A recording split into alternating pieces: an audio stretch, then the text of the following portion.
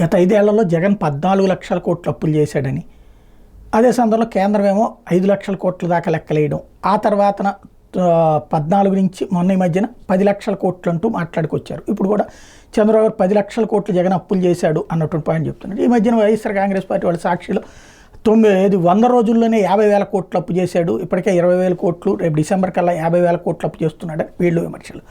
ఈ అప్పుల తిప్పలు అలా పక్కన పెడితే సూపర్ 6 పథకాలు చెయ్యలేనటువంటి చంద్రబాబు నాయుడు ప్రజల్ని మభ్యపెట్టడం కోసం అని చెప్పేసి మద్యాన్ని విచ్చలవిడిగా ఇస్తున్నారు. ఏ మద్యమైతే వైఎస్ఆర్ కాంగ్రెస్ పార్టీకి సంబంధించిన అధికారాన్ని దించేసిందో ఇప్పుడు ఆ మద్యాన్ని బేస్ చేసుకునినే జనంలోకి వెళ్ళడానికి ప్రయత్నిస్తున్నారు. రండి బాబు రండి, 99 రూపాయలకి క్వార్టర్ మద్యం తాగండి, తోగండి, సూపర్ 6 మర్చిపోండి, అమ్మకి నిల్లు నాన్నకు ఫుల్లు, అమ్మకు సున్నం నాన్నకు మద్యం అంటూ రైమింగులతో ప్రస్తుతం విమర్శలు ప్రారంభించారు. కాకపోతే ఆ తాగుబోతులే వాళ్ళని దించినటువంటి నేపథ్యంలో మరి ఇప్పుడు వాళ్ళ కోసం వీళ్ళ తిప్పలేంటో అర్థం కాని పరిస్థితి.